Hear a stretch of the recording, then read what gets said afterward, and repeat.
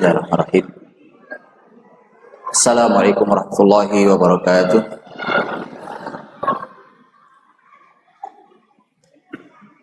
Innal hamdalillah nahmaduhu wa nasta'inuhu wa nastahdihi wa nastaghfiruh.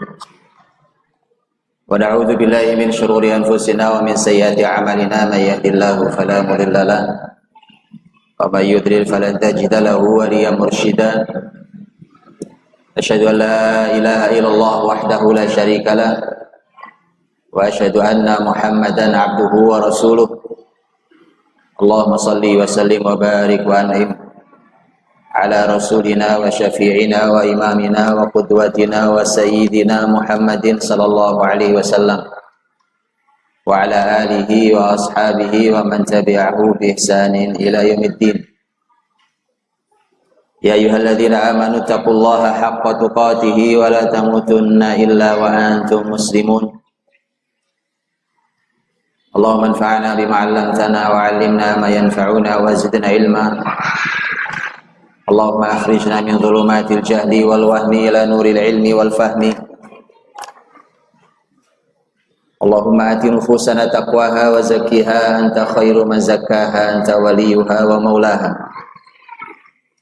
Amma ba'du, mukminin dan mukminat, muslimin dan muslimat yang dimuliakan Allah Subhanahu wa taala. Bersyukur pada Allah Subhanahu wa taala kita dikumpulkan Allah di rumahnya yang merupakan tempat yang paling mulia yang ada di muka bumi ini, yaitu Masjid Allah Subhanahu wa taala. Alhamdulillah kita didampingi oleh para orang tua kita yang merupakan pendiri dan pembina Masjid Al-Falah ini, berikut seluruh jajaran pengurusnya. Sebuah kehormatan untuk kita bisa bersama-sama dengan orang-orang yang berjasa dalam kebaikan. Juga Bapak Ibu semuanya yang hadir di kesempatan yang mulia hari ini pada tanggal 1 Muharram 1439 Hijriah di acara Festival Muharram yang diadakan di Masjid Al-Falah, dan luar biasa, ini adalah merupakan perpindahan tahun di dalam tahun Hijriah. Tapi sebelumnya, supaya karena banyak orang yang tidak tahu mungkin, karena begitu dibilang tahun Hijriah maka orang terbayang pasti dengan hijrah Nabi. Itu otomatis bahwa peristiwa tahun Hijriah itu dibuat oleh sahabat sesuai dengan tahun hijrah Nabi. Tapi yang mungkin jarang orang tahu adalah Nabi tidak hijrahnya bulan Muharram. Ini kan momentum peringatan tahun Hijriah diadakannya kan tanggal 1 Muharram. Itu momentumnya hanya karena pergantian tahun. Tetapi Nabi sendiri hijrahnya bukan bulan Muharram. Ya, bukan bulan Muharram Nabi hijrah. Hijrah Nabi Shallallahu Alaihi Wasallam berangkatnya dari Mekah bulan Safar, nyampe di Madinah, masuk ke Kuba bulan Rabiul Awal. Safar, akhir Safar, yaitu tanggal 27 Safar menurut para ahli sejarah. 27 Safar Nabi berangkat dari Mekah. Kemudian sampai di masuk ke Madinah itu di bulan Rabiul Awal. Perlu perjalanan kurang lebih 2 minggu. Nah, Bapak Ibu dirahmati Allah Subhanahu wa taala, untuk itulah maka momentum Hijriah yang kita adakan itu momentumnya murni karena hanya perpindahan tahun. Bahwa kemarin 1438 dan sekarang tahun 1439. Tapi juga ada pesan penting sebelumnya, bahwa setidaknya ada 2 hal. Yang pertama, hitungan Hijriah, tahun Hijriah itu kan hitungannya bulan, berdasarkan bulan, bukan matahari. Kemudian hitungan tahun Masehi hitungannya matahari. Yang perlu dipahami adalah baik bulan ataupun matahari, dua-duanya dalam Islam dipakai. Itu makhluk Allah dua-duanya. Dan itu Allah hadirkan bahkan sekalian dengan bintang. Jadi bulan, matahari, dan bintang itu semua dipakai dalam Islam untuk panduan. Untuk panduan. Saya berikan satu contoh ayat yang bicara dalam hal ini. Ini poin pertama tentang hal itu, tentang bahwa tahun Hijriyah yang hitungannya bulan, karena memang muslimin beribadah ada yang dihitungnya pakai bulan. Hitungannya hitungan pergeseran bulan terhadap bumi. Tapi ada ibadah muslimin yang panduannya matahari.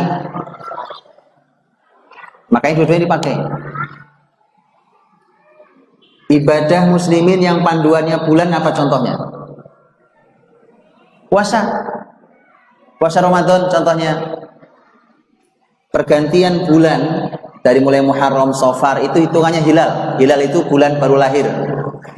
Maka Nabi mengatakan sumu li ru'yatihi wa aftiru li ru'yatihi.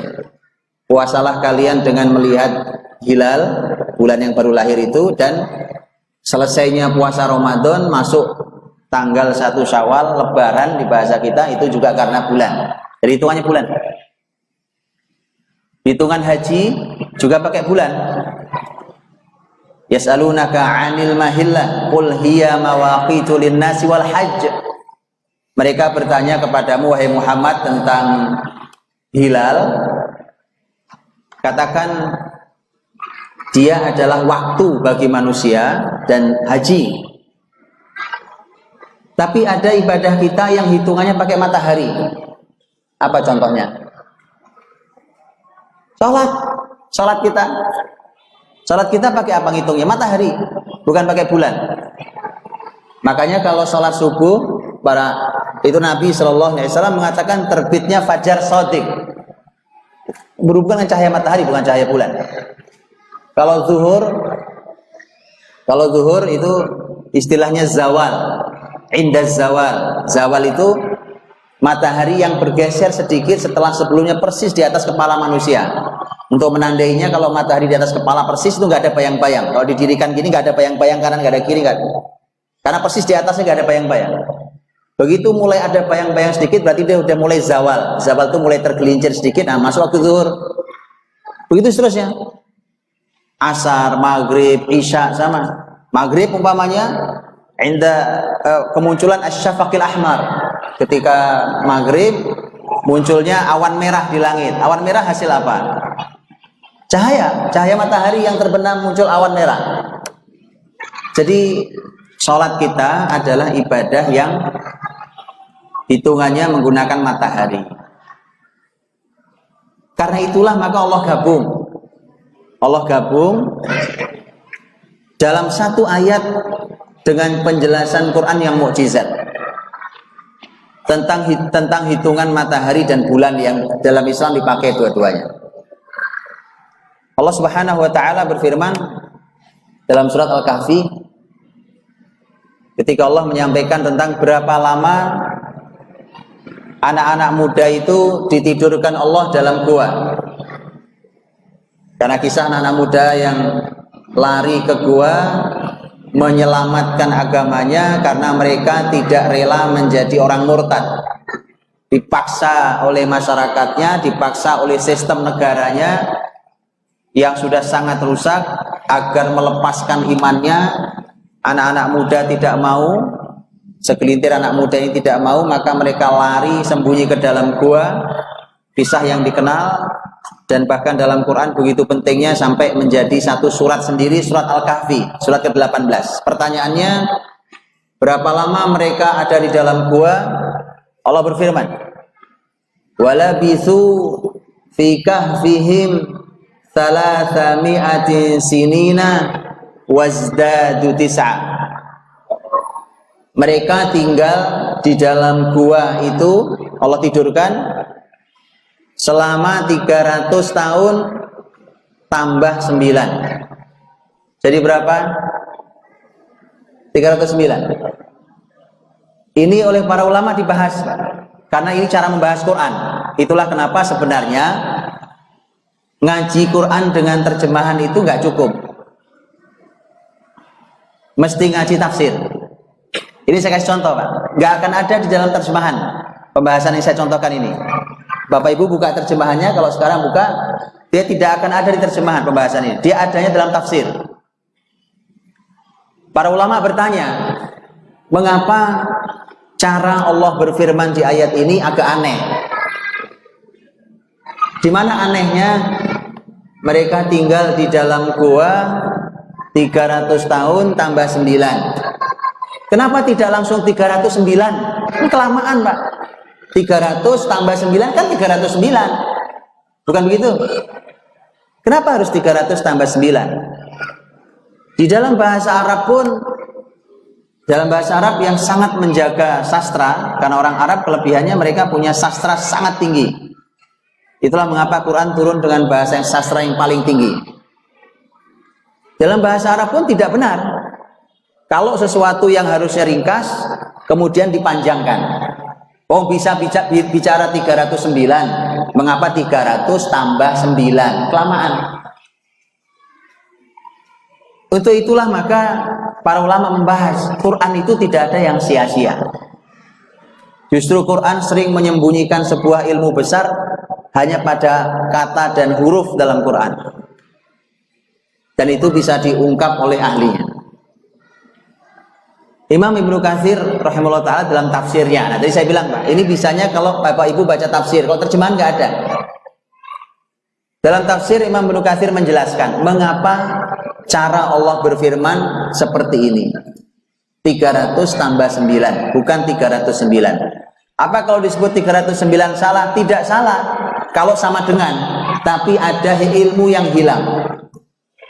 Apa yang hilang? Nah, ini, apa yang hilang? Ternyata Allah ingin memberi isyarat. Anak-anak muda yang tidur di dalam gua itu, kalau dihitung pakai hitungan matahari, mereka 300 tahun. Tapi kalau dihitung pakai hitungan bulan, tambahi 9 tahun. Paham? Kalau hitungan matahari 300 tahun. Tapi kalau hitungan bulan tambahi 9 tahun, maka hitungan bulan 309 tahun. Karena setiap 100 tahun, setiap 100 tahun pergeserannya 3 tahun.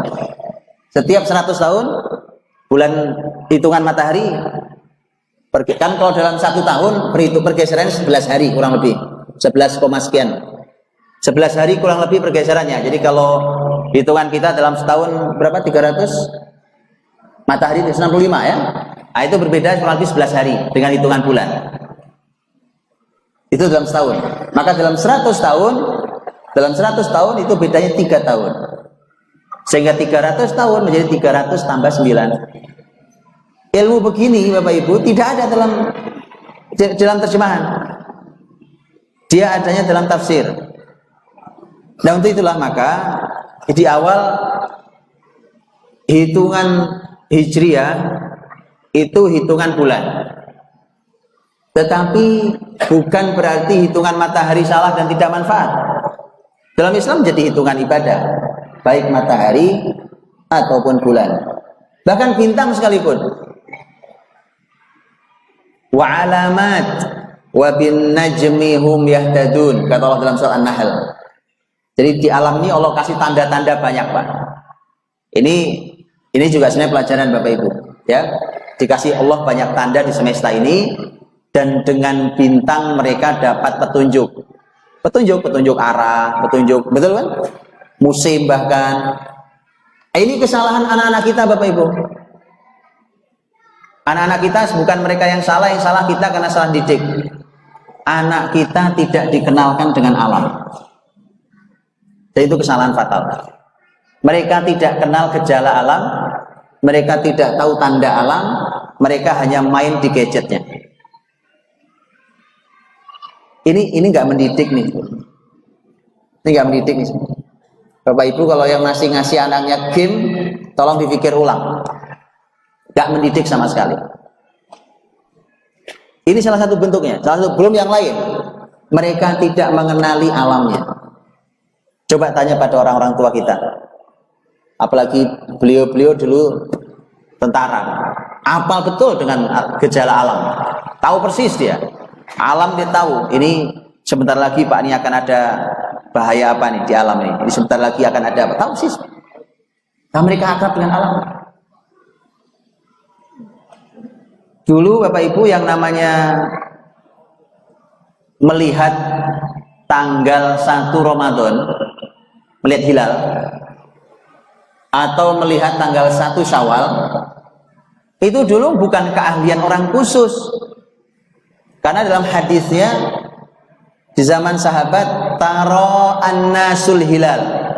Jadi orang tuh keluar ke padang pasir lihat hilal. Berarti mereka punya ilmu. Dan sekarang coba kita keluar, bisa ngeliat hilal? Nggak bisa. Hilal sebelah mana tempatnya? Kita nggak tahu hilal sebelah mana tempatnya. Ya kan? Ada rumahnya hilal sebelah kita. Hilal langit nggak tahu kita di sebelah mana hilalnya. Kita nggak tahu siapa. Apalagi pakai dunia AC Pak Ivan. Dunia AC orang nggak kenal angin Pak. Anginnya nggak alami nih anginnya, ya kan? Ini angin, masya Allah, anak-anak perlu dipapar dengan matahari, dipapar dengan angin, biar mereka tahu itu. Penting itu. Dan itu pelajaran mahal buat kita. Saya pernah mendengarkan materi seorang dokter. Beliau seorang dokter lulusan Eropa dan dekan Fakultas Kedokteran sebuah kampus Islam. Beliau bercerita tentang masalah hukum Islam dalam masalah pembelian kadaver, mayat. Kan kalau di dunia medis kan praktek harus ada mayat yang entah dibeli, entah dapat dari mana, entah sudah diikhlaskan sama orang keluarga atau siapapun. Nah, dalam Islam hukumnya apa? Setelah beliau bertutur tentang itu, beliau mengatakan, hari ini sebenarnya ada teknologi yang nggak perlu mayat betulan.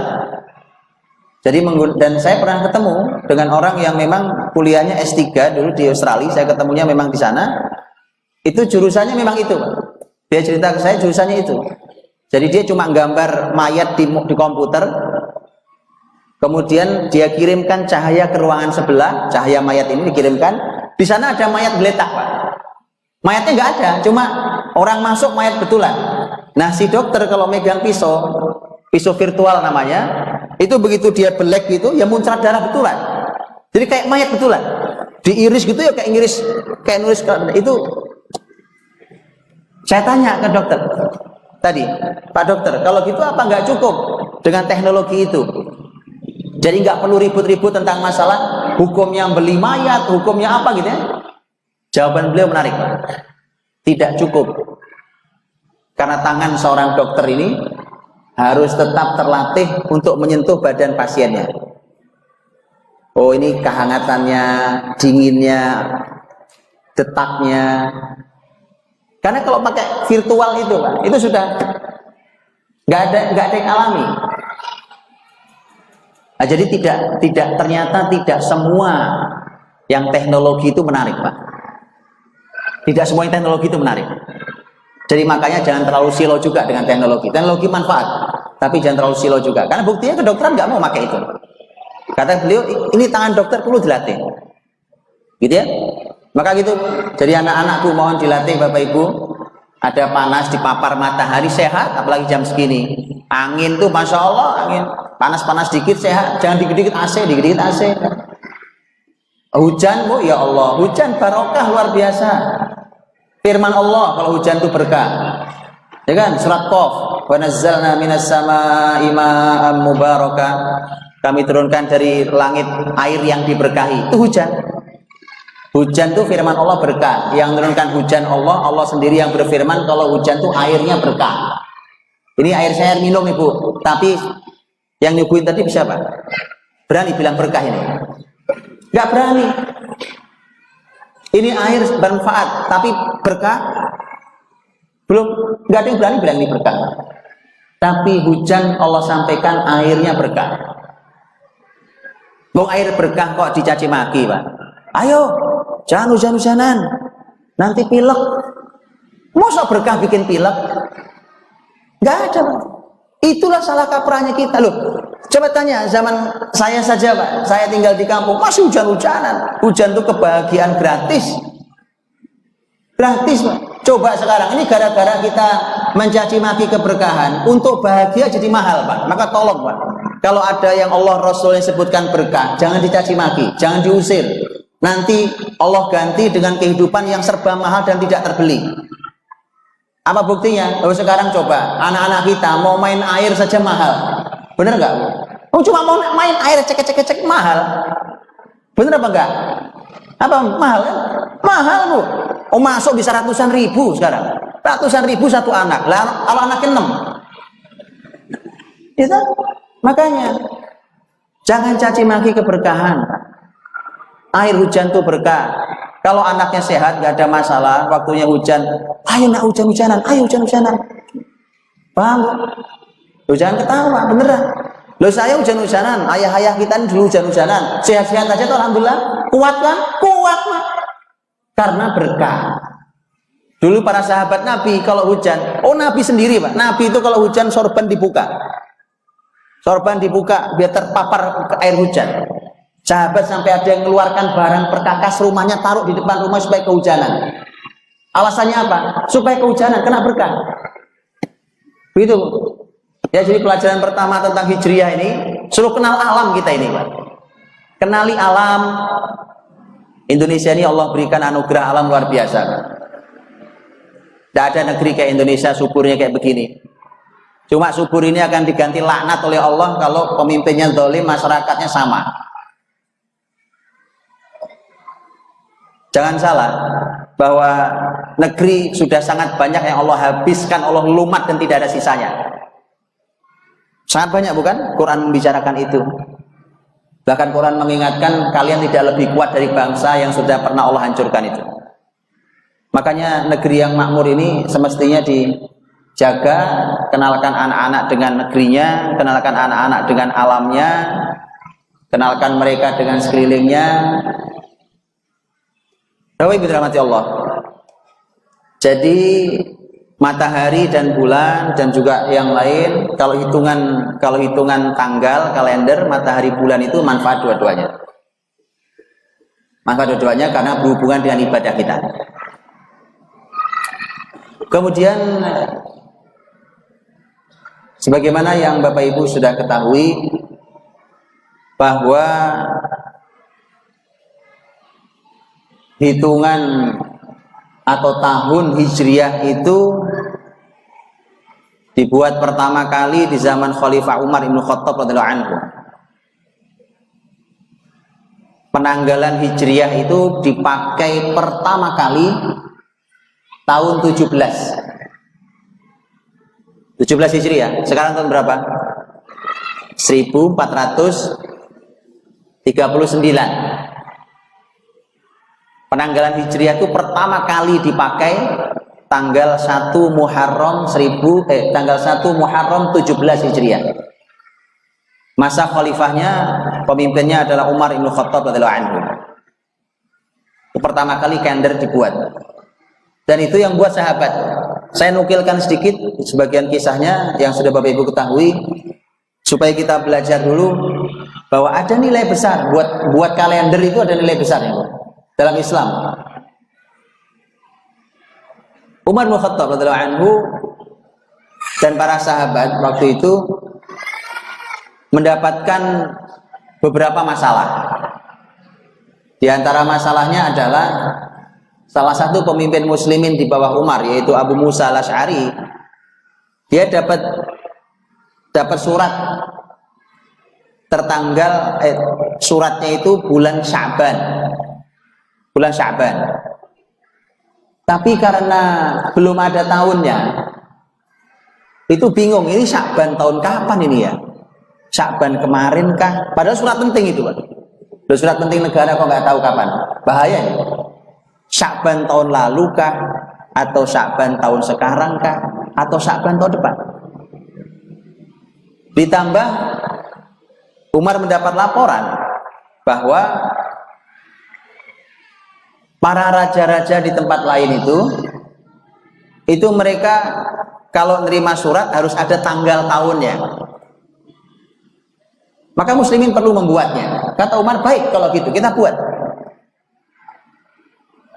Sebelum sahabat rapat, pertanyaan saya gini, kenapa sih muslimin nggak ngikut aja yang ada? Kan penanggalan lain juga sudah ada, Pak. Persia punya penanggalan sendiri, Romawi punya penanggalan sendiri, masyarakat yang lain punya penanggalan sendiri. Kenapa sih muslimin bikin sendiri? Kenapa sih muslimin buat sendiri? Kenapa nggak ikut aja yang lain? Kan bisa, ya kan uang penanggalan Pak cuma, ya kan? Bisa kan yang ikut yang lain? Nah ini Bapak Ibu dirahmati Allah. Inilah pelajaran mahal dari hijrah itu. Ini pelajaran mahal dari penanggalan hijriah yang dibuat itu. Bahwa Khalifah Umar dan para sahabat itu karena mereka bangga dengan Islamnya. Semua tolok ukur harus dari Islam. Yang Islam bukan cuma sholat di masjid, Pak. Yang Islam bukan cuma zakat atau peristiwa korban haji dan segala macam. Sahabat itu sampai bikin kalender saja pengen Islam. Penanggalan itu kan, kalender itu kan sebenarnya pembuatannya, momentumnya seringkali momentum besar di bangsa itu, ya kan? Umpamanya sampai hari ini masih ada, Pak. Sampai hari ini, ya kan? Ya, umpamanya masyarakat bahkan di negara, Pak.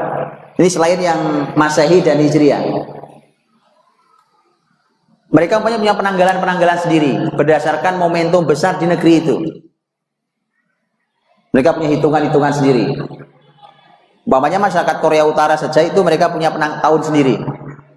Berdasarkan pendiri banyak. Nah itu, karena memang momentumnya biasanya berdasarkan momentum mahal, berdasarkan bangsa atau keyakinan masing-masing. Nah para sahabat mereka pengen, kita kan punya Rasul, kenapa tidak kita ukur pertama kali tahun 1 Rasul kita? Nah itu rapatnya begitu.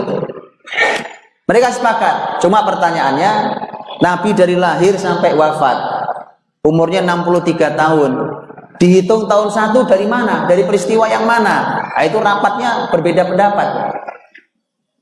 Sahabat beda pendapat. Ada yang bilang gimana kalau dihitung dimulai dari lahirnya Nabi. Lahirnya Nabi kan lahir cahaya. Maulidun Nabi, lahirnya Nabi yang mulia. Gimana kalau tahun 1-nya dihitung sejak Nabi lahir?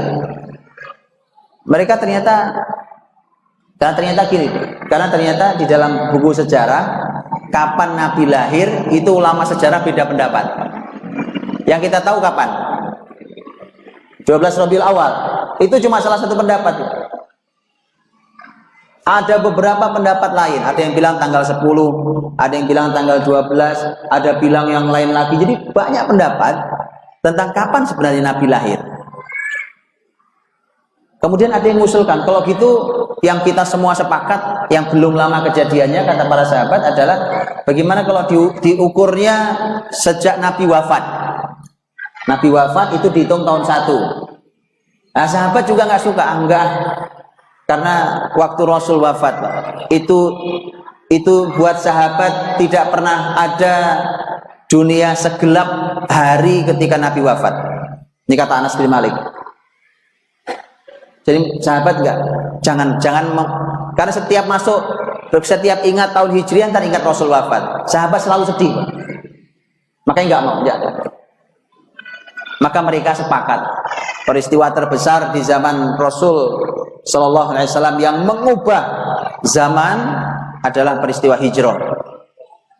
Maka peristiwa hijrah disitulah dihitung tahun 1.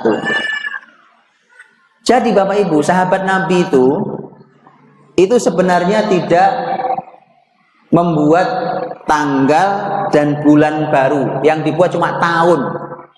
Kan kalender itu kan ada tanggal, hari, ya kan? Apalagi bulan, ya kan? Kemudian ada tahun.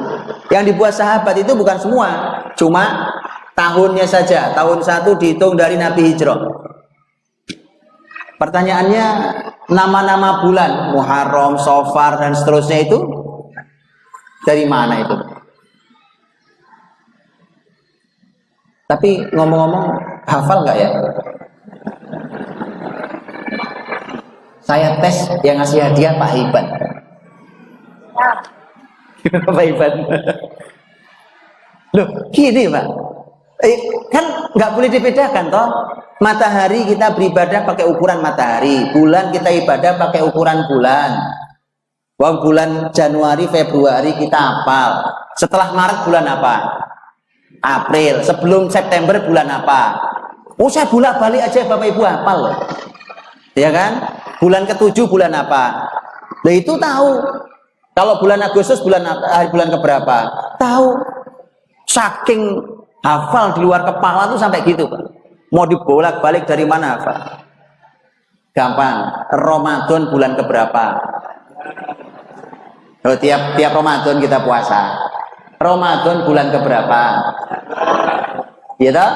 Nah, itu bagus. Jumadil Ula sebelumnya bulan apa?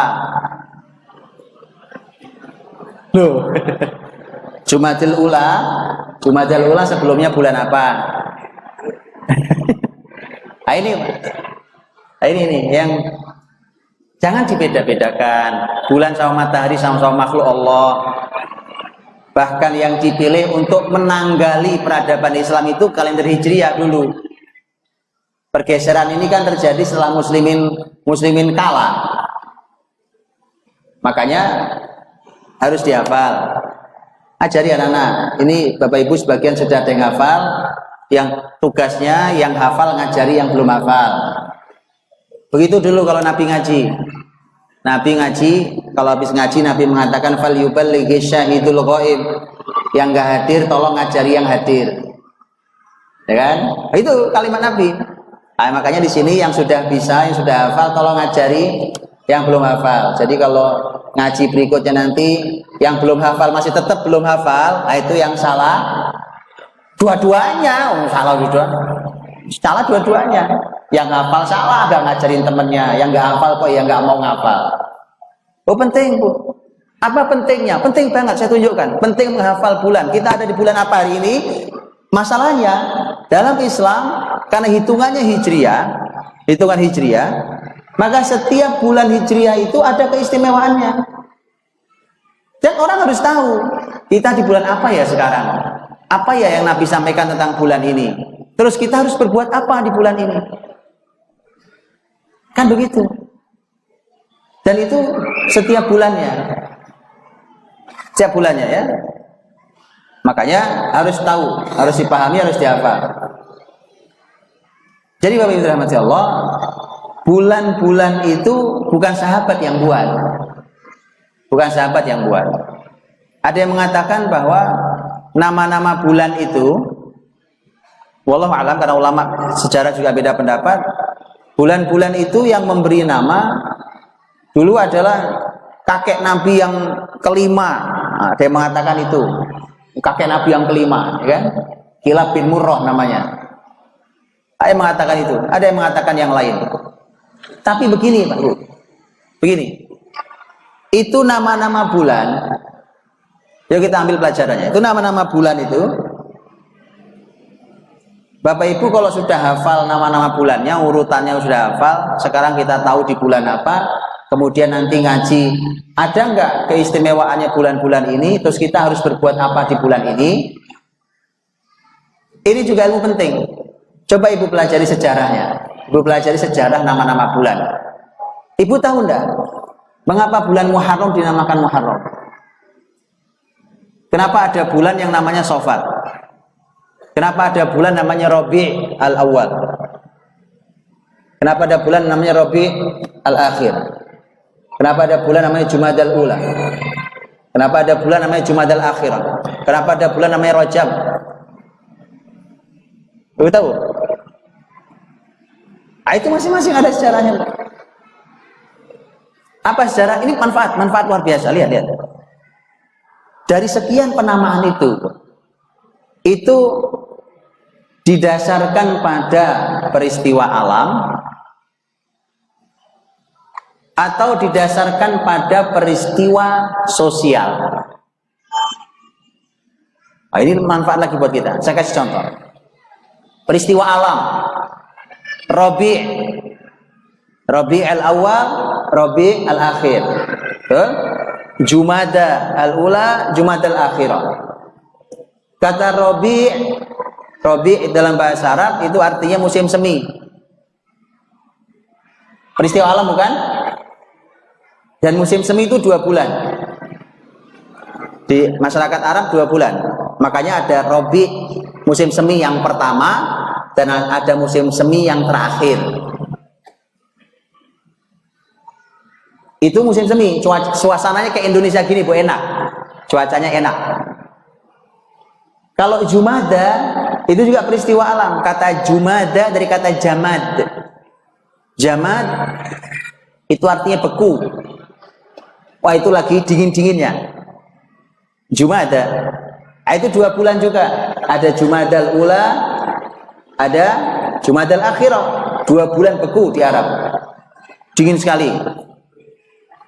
Ada musim sangat panas. Ramadan. Ramadan itu dari kata romdo, yang artinya panas terik di padang pasir. Sangat terik panas itu. Sebulan panas sekali, luar biasa. Dulu ya, penamaan dulu Pak. Sekarang pergeseran zaman itu bergeser. Karena kadang-kadang Ramadan musimnya dingin. Tapi penamaan awal dulu Ramadan itu pas musim sangat panas. Tapi ada yang momentumnya momentum sosial. Dan nanti satu lagi momentumnya momentum ibadah. Momentum sosial Bu, dinamain dengan momentum sosial. Dan ini pelajaran. Di Arab itu kalau momentum sosial, ya, satu lagi momentum alam contohnya, Syawal. Bapak Ibu tahu bulan Syawal? Kenapa dinamakan Syawal? Apa ya? Kenapa Syawal? Syawal itu disebut Syawal itu karena onta lagi hamil. Iya Pak. Jadi onta lagi hamil terus jadi, iya, onta mulai mengandung berarti sudah sebelumnya musim kawin. Kemudian menurut sebagian ahli sejarah mengatakan gara-gara onta dinamakan Syawal, bulan Syawal. Tapi ngomong-ngomong Bapak Ibu tahu enggak? Kenapa di orang Betawi mengatakan ikan bawal diasinin?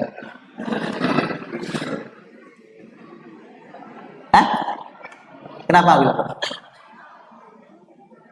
Bulan Syawal dikawinin gitu ya? Udah lewat ya Bu ini ya? Udah Muharram ya? Ibu tahu enggak itu sejarahnya orang Betawi ngomong itu? Ikan bawal diasinin. Angkat tangannya orang Betawi. Oh enggak, saya mau nanya, tanggung jawab kok. Antum punya bangsa nggak ngerti sejarah bangsa itu kan keterlaluan Pak. Orang Indonesia nggak tahu sejarah Indonesia itu keterlaluan. Orang Islam nggak tahu sejarah Islam itu keterlaluan Pak. Orang punya Rasul nggak tahu sejarah Rasulnya itu keterlaluan. Ayo angkat tangan. Kemarin aku Betawi, sekarang nggak ada yang angkat tangan. Ayo. Iya Bu, kenapa Bu ngomong gitu orang Betawi? Kenapa bulan Syawal nggak Muharram? Ikan bawal diasinin. Kenapa tuh Bu ya? Kali ada dulu diajarin sama Ucang mancing saja mungkin. Apa Bu sebabnya? Saya kasih tafsirnya Bu.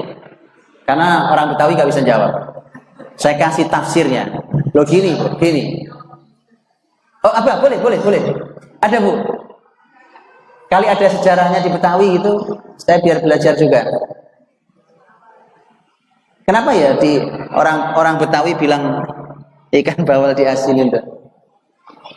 Saya kasih tafsirnya ya, Bapak Ibu. Ini nggak sembarangan, Pak. Masyarakat Betawi itu kan masyarakat Islam. Mereka masyarakat yang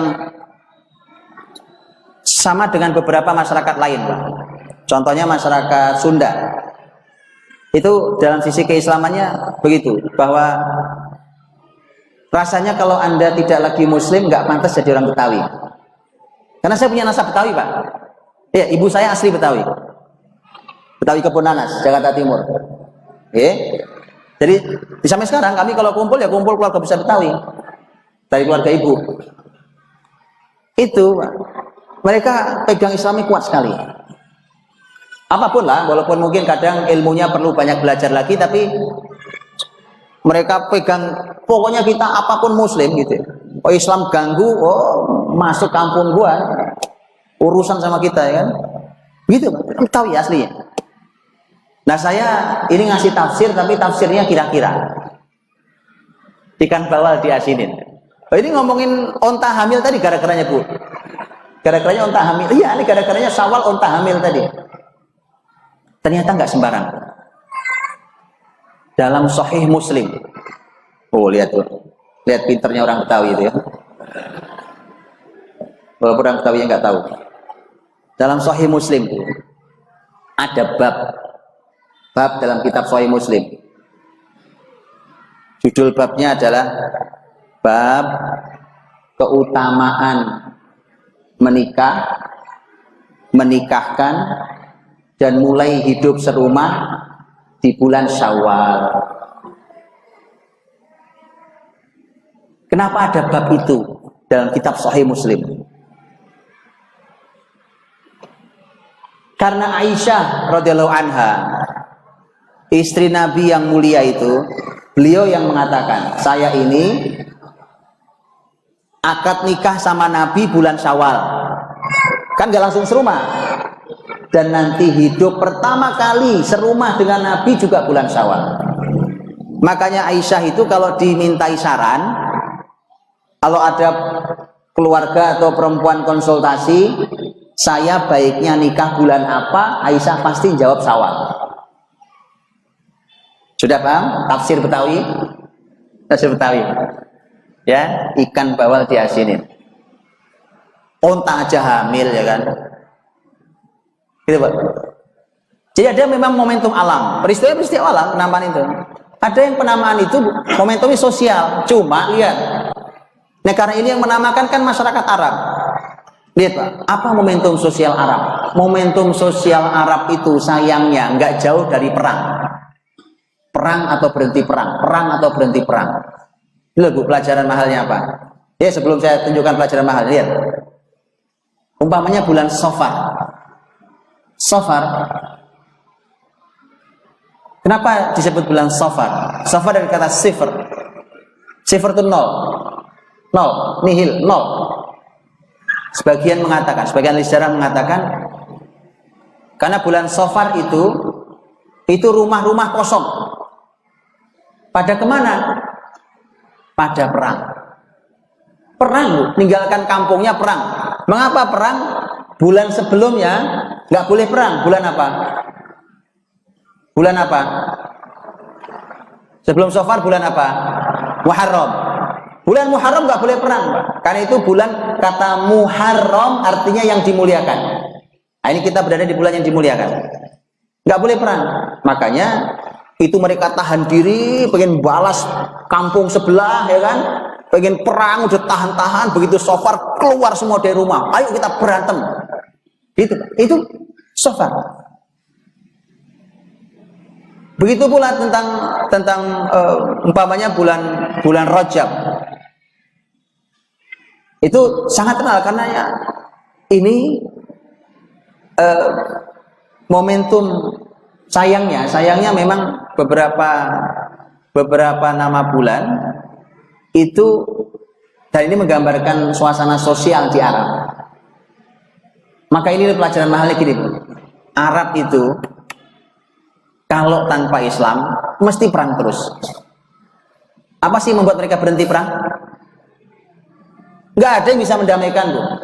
Madinah sebelum Nabi datang, Yathrib, ada dua masyarakat Arab besar, masyarakat Aus, masyarakat Khazraj. Dulu pertama datang itu dari Yaman. Yaman bergerak ke arah Madinah, tinggal di Madinah. Datang ya dari sama-sama dari Yaman, pergi meninggalkan Yaman juga karena masalah yang sama. Mereka menetap di tempat yang sama. Lah begitu perang 250 tahun. Perang saudara. Aus Khazraj perang terus kerjaannya. Siapa yang bisa mendamaikan? Rasul ketika masuk ke Madinah. Begitu Nabi hijrah masuk ke Madinah, baru mereka damai. Mereka sebenarnya udah capek perang kok. Karena waktu Nabi ketemu anak muda Madinah, ketemunya di Mina pada musim haji. Musim haji tahun 10 kenabian. Ada 6 anak muda yang ditemui oleh Nabi SAW, dan mereka didakwai Nabi masuk Islam seketika, 6-6-nya. Kemudian mereka mengatakan, nahnu qaumun anhakat nahar. Kami ini masyarakat yang sudah capek perang. Jadi sebenarnya mereka capek perang, Pak. Tapi gini, yang ngomong capek perang itu anak mudanya, Pak. Yang tua asik berantem. Loh, ini sejarah. Dan itu terulang di zaman manapun. Yang tua asik berantem. Wah, berantem ini geser sana, perang sana, caci maki sana, libatkan orang. Ayo berantem ini. Ayo. Karena dia punya posisi, dia punya jabatan yang harus dipertahankan. Dia punya harta yang harus dipertahankan. Dia ingin merebut kekuasaan orang, merebut harta orang. Anak mudanya udah capek lihat orang tua, Bu. Nah, tuh, Pak. Saya ini lagi ngumpulin anak muda yang capek, Pak. Capek melihat negeri ini. Telah melihat negeri bertikai. Itu anak muda begitu tuh. Karena anak muda itulah yang menjadi cikal bakal hijrah Nabi Shallallahu Alaihi Wasallam. Gara-gara cuma 6 anak muda yang lelah. Nahnu qaumun anhakat nahar. Kami masyarakat yang lelah dengan perang. Tahu ya? Kalau yang asik berantem, asik berantem. Dia lupa korbannya banyak. Makanya selalu kebangkitan itu perlu anak muda. Makanya kalau pengajian begini isinya orang tua, anak muda, itu udah benar. Ayo. Kalau isinya orang tua semua juga sudah benar. Cuma masih belum diharapkan kebangkitannya. Belum ada, Pak, kebangkitan Islam yang ngaji orang tua semua belum bisa. Karena kebangkitan Islam itu dalam sunatullahnya, dan ini kalimat para ulama, termasuk Imam Ibnu Katsir dalam tafsirnya mengatakan itu, bahwa perjuangan Islam itu di pundak anak-anak muda.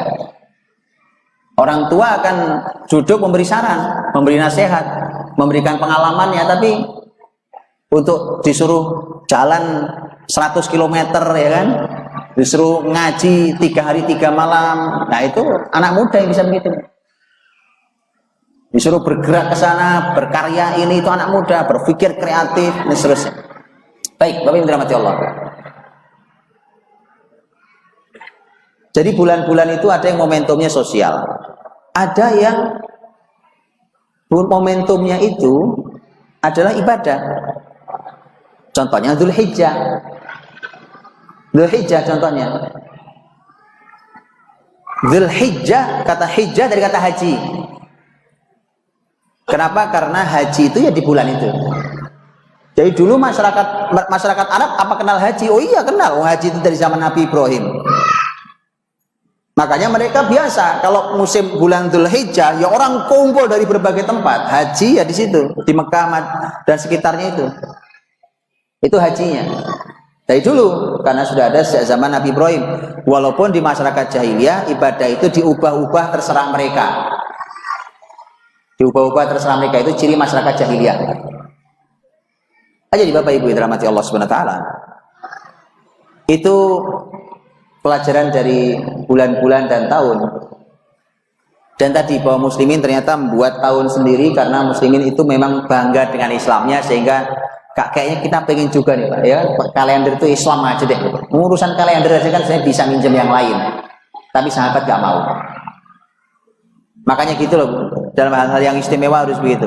Sekarang alhamdulillah keluarga-keluarga sudah mulai sadar makanan itu harus yang halal, minuman harus yang halal. Maka kalau belanja pada meriksa ada logo halalnya apa enggak kan gitu kan. Nah, itu mulai kesadaran itu. Sebelumnya kan nggak ada kesadaran itu kan, nggak ada. Alhamdulillah keluarga-keluarga muslim sudah sadar bahwa mendidik anak itu harus didekatkan dulu ke agamanya. Anak-anaknya suruh menghafal Quran, jadi para penghafal Quran. Bagus banget ya. Kalau ada yang belum begitu, anak cucunya disuruh Pak, disuruh, harus diperintahkan begitu. Nanti Bapak Ibu, kasihan saya, anak Bapak Ibu akan ketinggalan zaman. Karena ke depan itu Pak, zaman ini akan dikendalikan, dipegang oleh para penghafal Quran. Beneran. Jadi kalau anak bapak ibu pada belum menghafal Quran, belum belajar Quran, masih kayak kita begini aja ya, suruh ngaji, mulai suruh ngaji.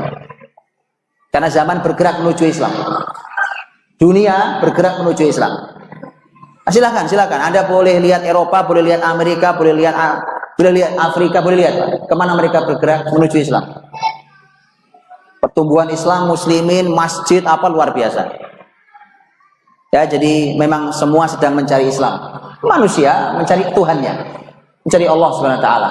Dari semua kesesatan yang ada, maka mereka temukan di sini adanya, di Islam ini.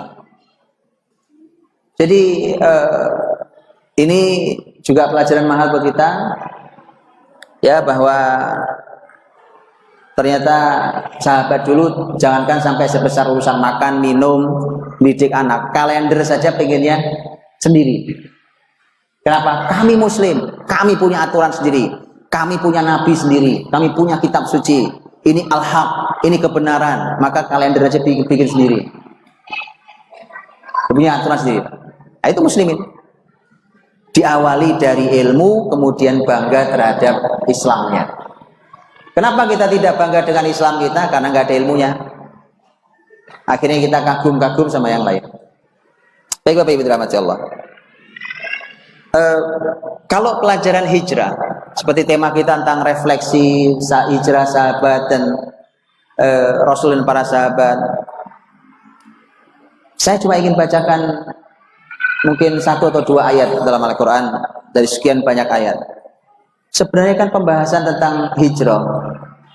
Dan hijrah itu kan dimulai dari ketika Allah mengabadikan peristiwanya di dalam ayat dalam surat Ali Imran.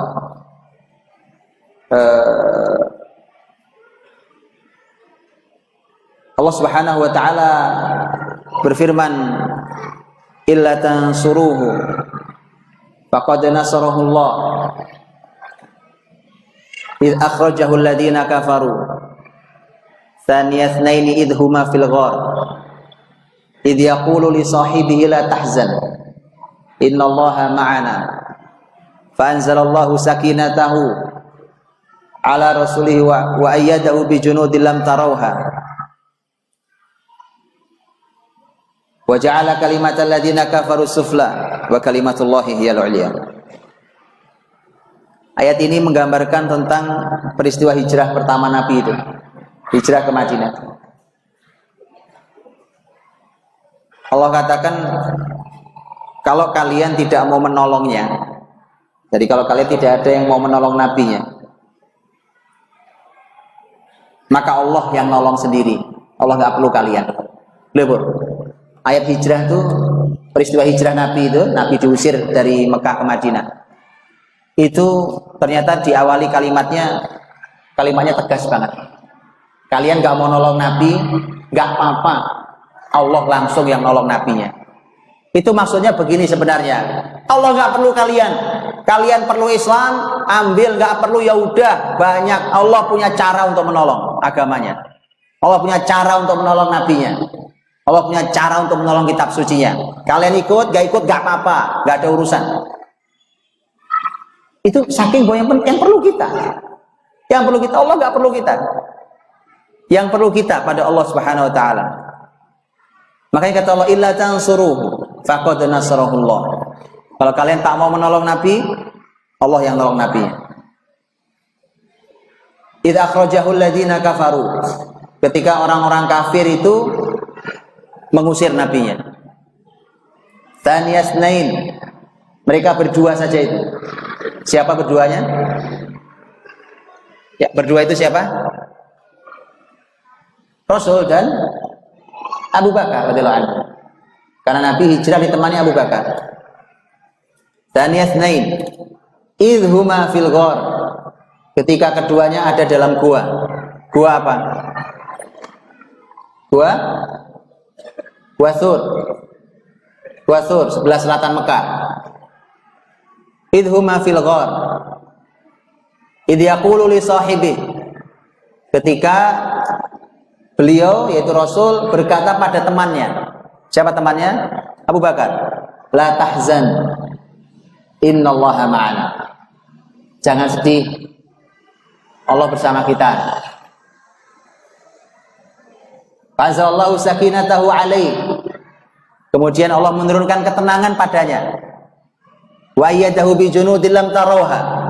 Dan Allah perkuat mereka berdua itu dengan tentara yang tidak terlihat.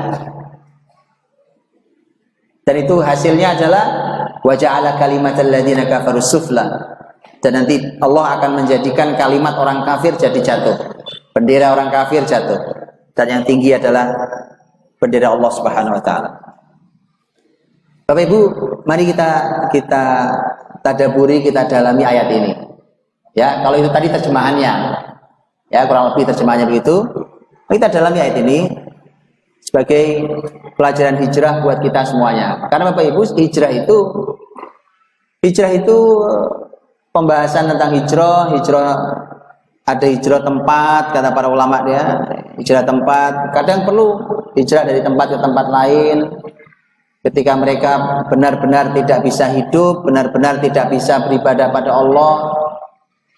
Mungkin seperti yang dialami oleh saudara-saudari kita di Rohingya sekarang.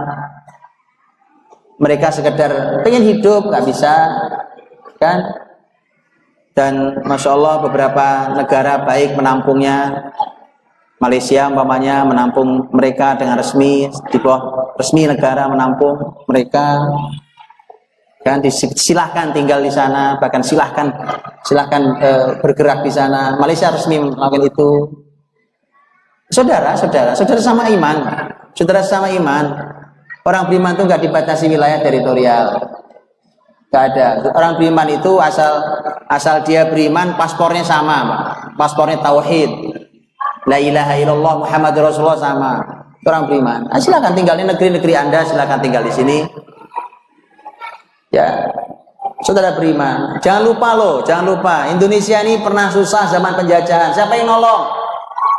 Turki datang jauh-jauh dari Turki, Pak, nolong buka kembali sejarah Indonesia. Itu Selat Malaka itu, Pak. Selat Malaka itu yang garis pantai terpanjang yang milik Indonesia sampai hari ini. Waktu Indonesia diserang oleh Portugal, siapa yang nolong? Dalam kesulitan muslimin di Indonesia, saudara muslim di Turki yang nolong ke sini, jauh-jauh dari Turki, Pak, ngirim pasukan, angkatan laut, kirim pasukan. Jangan lupa, kita pun pernah dibantu oleh saudara muslim kita di belahan bumi lain. Mari berpikir seperti itu. Sekarang mereka dalam kesulitan umpamanya, ayo dibantu. Bahkan kalau mereka harus tinggal di negeri kita, Indonesia ini banyak pulau nggak dihuni, man. Dan banyak pulau nggak dihuni saudara muslim malah makmur, ya kan? Jadi Masya Allah. Nah, ini Rasul Shallallahu Alaihi Wasallam dalam peristiwa hijrah kan juga sama. Ya id akhrajahu alladziina kafaru tsaniya tsnaini idh huma fil ghar idh yaqulu li sahibihi la tahzan innallaha ma'ana. Mari kita dalami Bapak Ibu rahmati Allah ayat ini.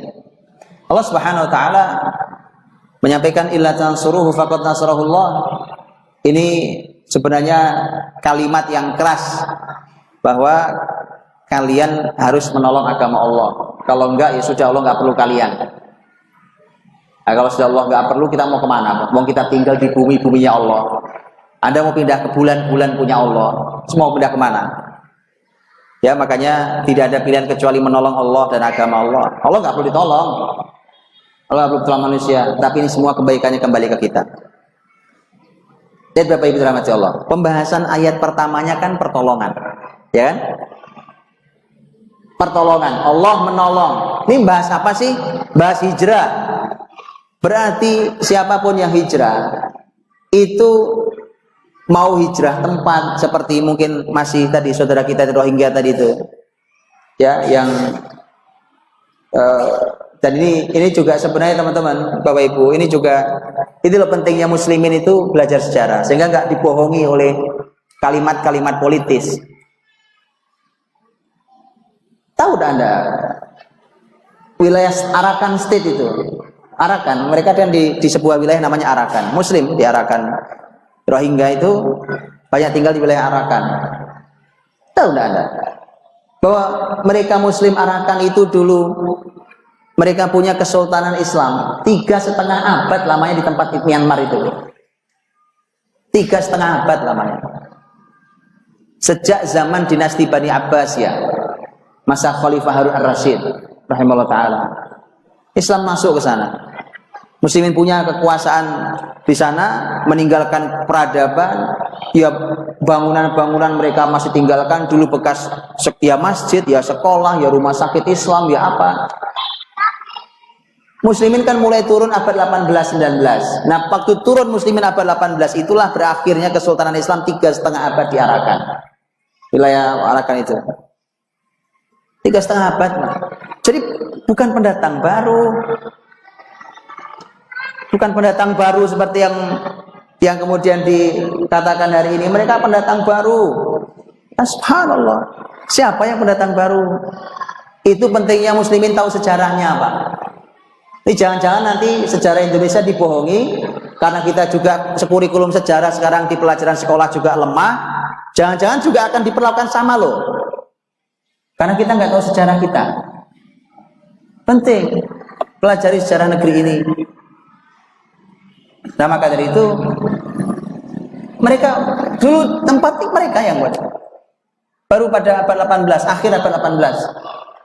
Tahun 1780 sekian itu baru masuk Raja Buddha, namanya Buddha Pai, baru masuk, baru kerajaan Buddha yang kita lihat sekarang, baru kemarin abad 18 masuk penjajah Inggris, begitu loh sejarahnya, silakan dibaca, masuk penjajah Inggris.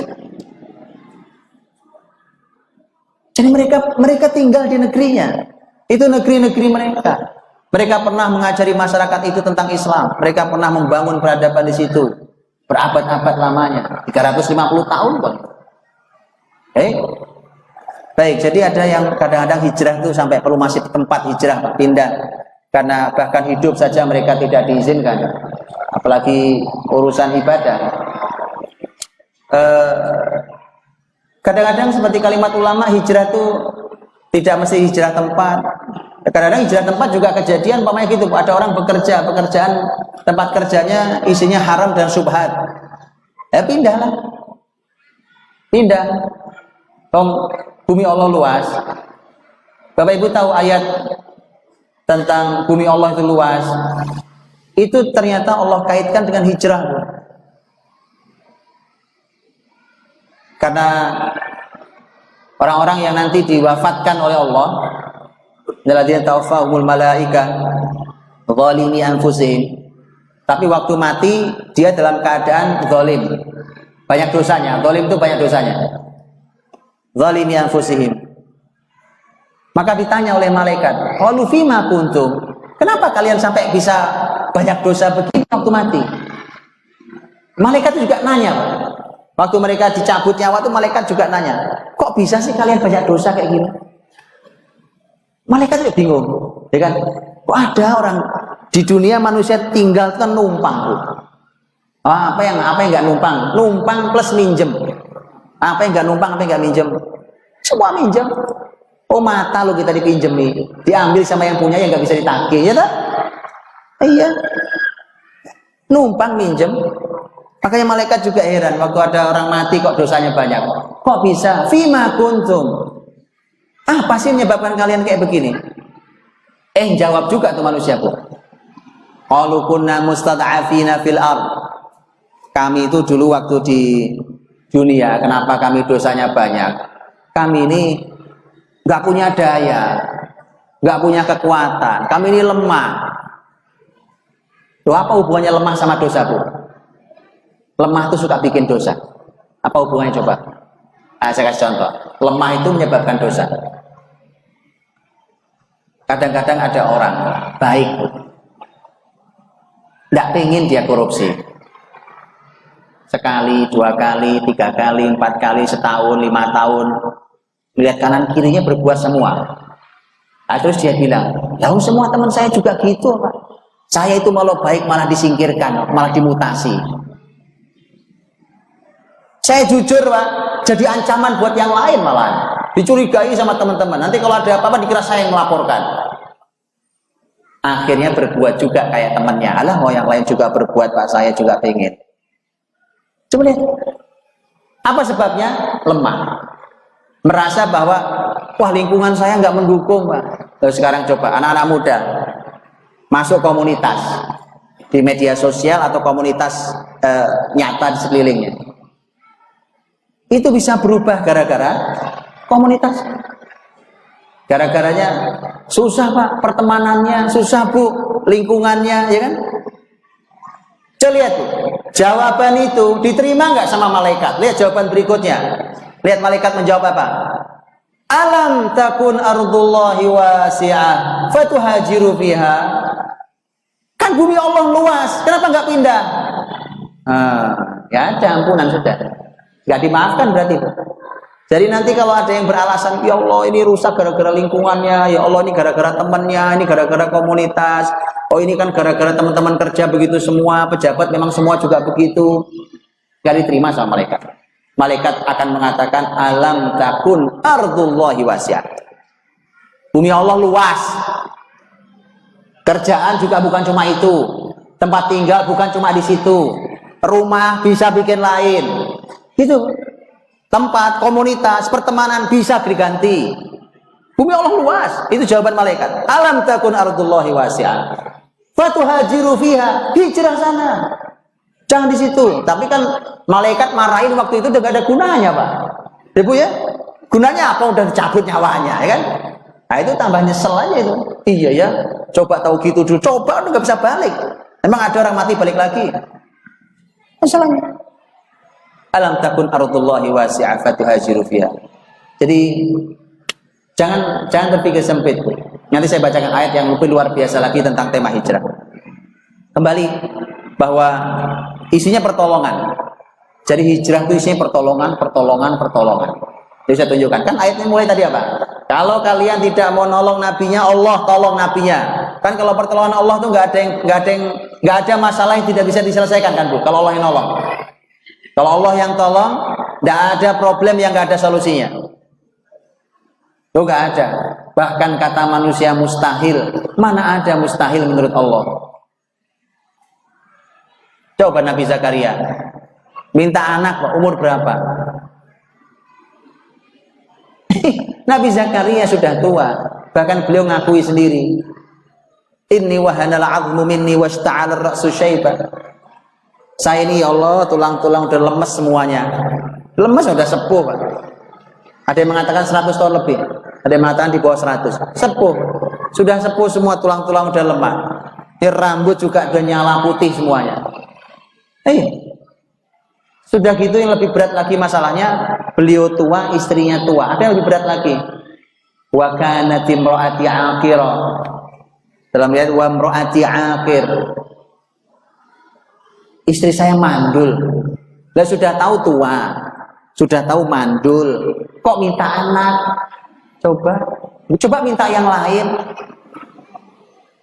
Itu bukti bahwa jangan pernah lelah berdoa. Janganlah berdoa. Minta apa saja. Minta pada Allah. Dari yang besar sampai yang sepele, minta sama Allah. Kalau semua ahli bilang mustahil, nggak ada yang mustahil buat Allah. Itu orang beriman. Orang beriman itu kuatnya minta ampun. Nggak ada kata putus. Wah, ini kata semua profesor, kata semua dokter, katanya sudah nggak ada obatnya. Itu kata manusia. Subhanallah. Ini menurut pakar, Pak, nggak ada solusinya. Siapa bilang? Itu. Nabi Zakaria dikasih anak Nabi Yahya, kan? Iya, Pak. Itu Yahya istimewa, Pak. Luar biasa. Makanya ya, jangan putus asa. Solusi orang beriman selalu ada. Semua pertolongan.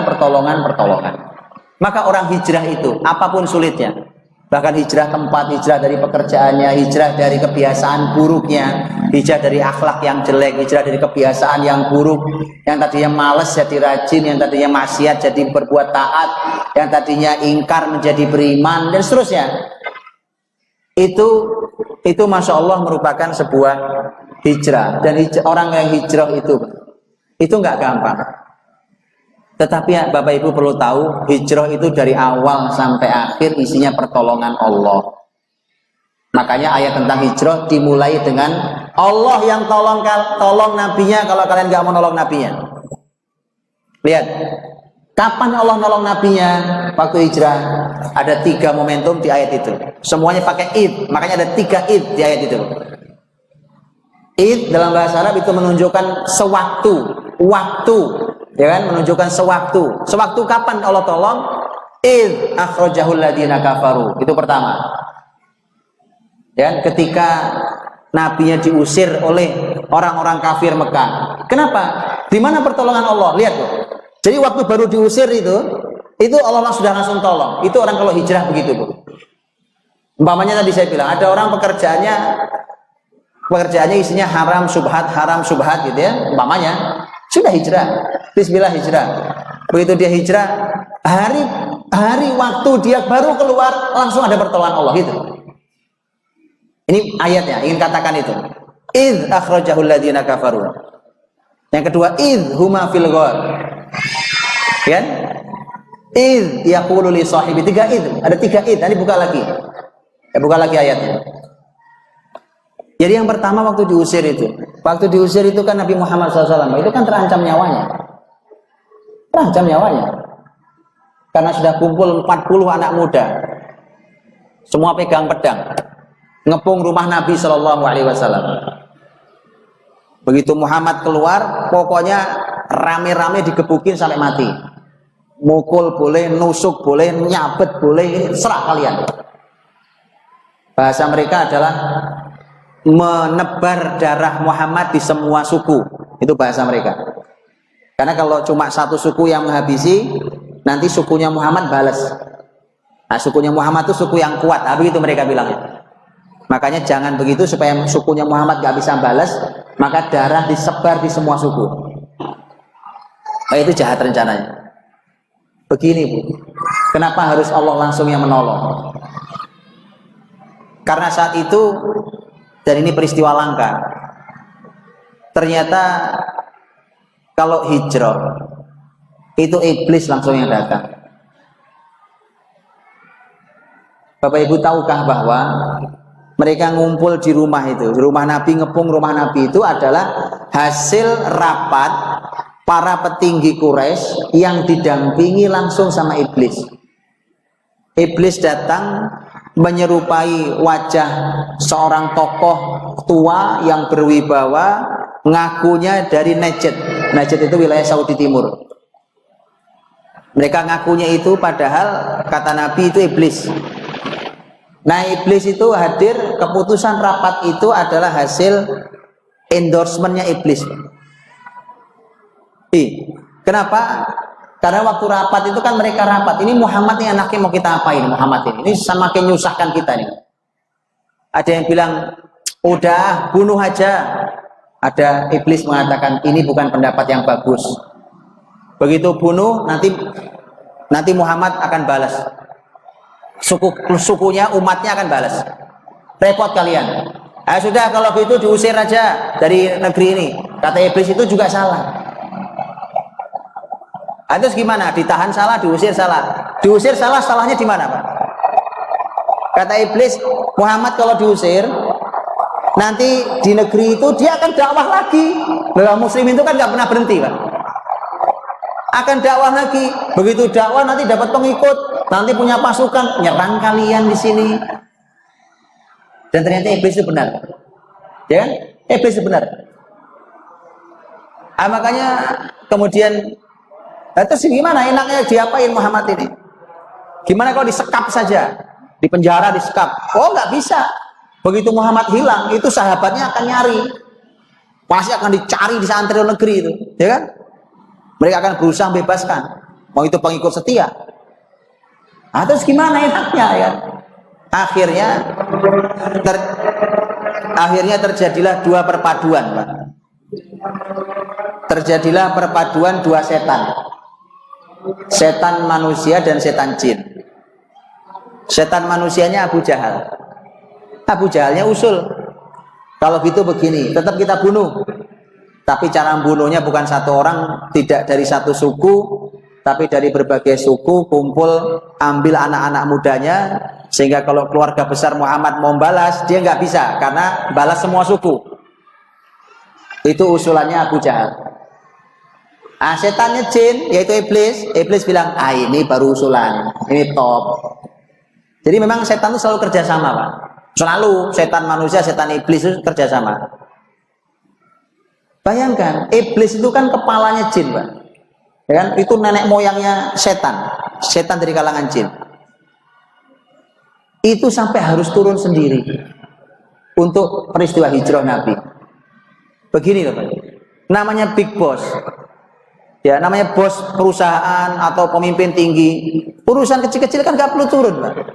Betul kan? Makanya iblis itu juga jarang-jarang turun. Cuma ngirim setan-setan aja itu anak buahnya. Kirim, Pak. Dia apa? Wong iblis itu sejak zaman Nabi Adam.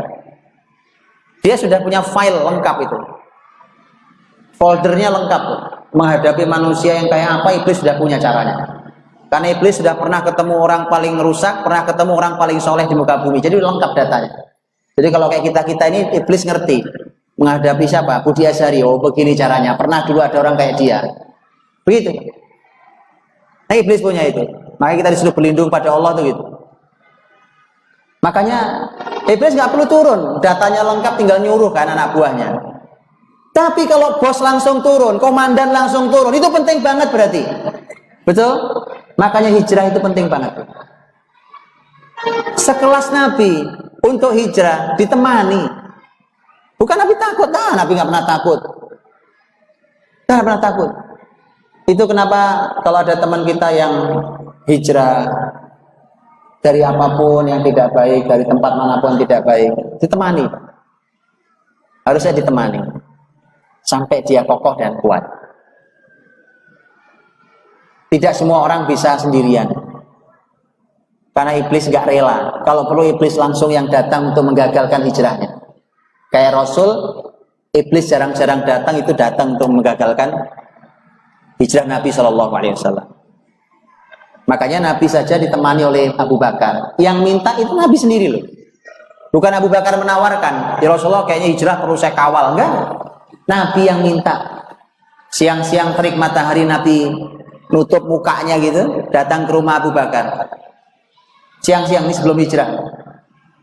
Kata Abu Bakar, ya Rasulullah engkau datang pada waktu yang nggak biasa. Karena Nabi itu punya, kalau siang hari pas terik orang istirahat siang itu Nabi nggak pernah datang. Nah ini engkau datang di waktu yang nggak biasa. Kata Nabi, ya sudah datang kepadaku perintah dari Allah untuk hijrah. Maka Abu Bakar berkata, asuhbah ya Rasulullah, apakah ini artinya kau sampaikan padaku berarti aku harus menemanimu hijrah? Kata Nabi, iya. Abu Bakar langsung nangis, Pak. Nangis apa? Nangis bahagia. Ini mau diajak kemana sih sama Nabi? Jalan-jalan gitu. Mau hijrah, Pak. Hijrah taruhannya nyawa. Nabi Muhammad kepalanya dihargai 100 onta.